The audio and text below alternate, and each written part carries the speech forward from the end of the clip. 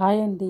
ఈ వీడియోలో ఆషాఢ మాసంలో గోరింటాకు ఎందుకు పెట్టుకుంటారు, గోరింటాకుకి సంబంధించిన కథ గురించి తెలుసుకుందామండి.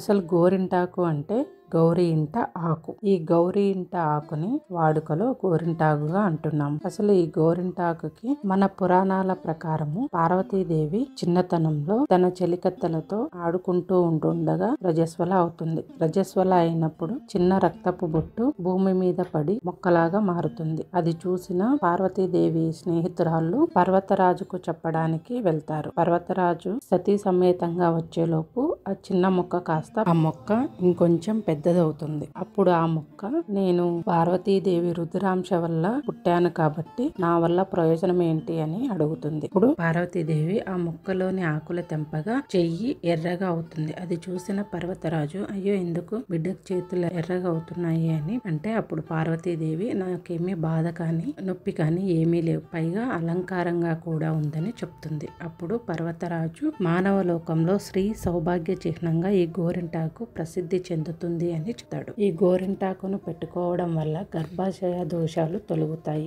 అరచేతి మధ్యలో శ్రీ గర్భాశయానికి రక్తం చేరవేసే ప్రధాన నాడులు ఉంటాయి. ఒంటిలోని అతి ఉష్ణాన్ని లాగేసి దేహాన్ని చల్లబరుస్తుంది. ప్రసవం కాగానే గోరింటాకు ముద్దగా చేసి ఆ బాలింత చేత మింగిస్తే ప్రసవం వల్ల ఏర్పడే గర్భాశయ బాధలు పోతాయి. ఎరుపుదనం వల్ల చేతులు కాళ్ళకి అలంకారంగా కూడా ఉంటుంది. అలా ఈ గోరింటాకు అలంకార వస్తువుగా వాడబడుతుంది. అదే గోరింటాకు పుట్టుకకు సార్థకత అని చెప్తారు. తన వర్ణం వల్ల కాళ్ళు చేతులకు అందాన్నించే అలంకార వస్తువుగా వాడబడుతుంది.